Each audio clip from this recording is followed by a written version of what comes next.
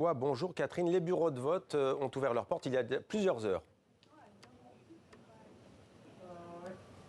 Effectivement, et c'est le jour J, c'est le jour J pour les électeurs canadiens. Ils doivent en fait choisir leurs députés.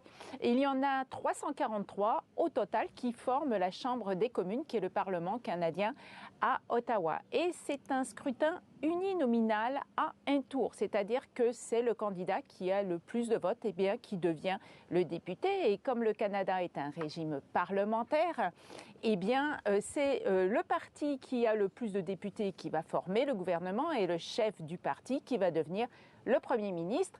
Le chiffre magique, Mohamed, c'est 176. Ça, c'est le nombre de députés qu'il faut avoir à la Chambre des communes pour avoir une majorité, un gouvernement majoritaire, avec donc un mandat de 4 ans. Et si on n'obtient pas ces 176 sièges, ça devient un gouvernement minoritaire. Et là, la durée de vie peut être beaucoup plus courte parce que les partis de l'opposition peuvent se liguer et renverser le gouvernement n'importe quand.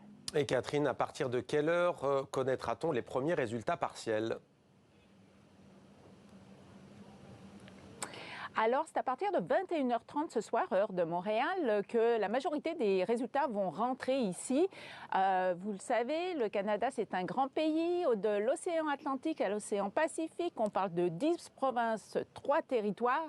6 fuseaux horaires, donc c'est toute une gymnastique pour les horaires d'ouverture, de fermeture des bureaux de vote qui seront quand même en total ouverts pendant 12 heures.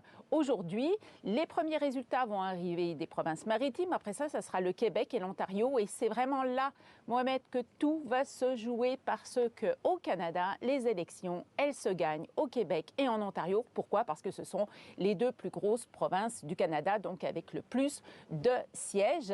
On verra aussi le taux de participation. Est-ce qu'il sera élevé ou pas? Les dernières élections en 2021, c'était 62%. Mais le week-end dernier, le congé pascal, c'était le vote par anticipation. Et déjà le quart des électeurs ont voté. Alors c'était même un record. Est-ce que c'est peut-être l'indice que les électeurs canadiens se sentent très, très impliqués dans ces élections cette année? Ça aussi, on va le savoir ce soir. Merci beaucoup Catherine pour ces précisions en direct de Montréal.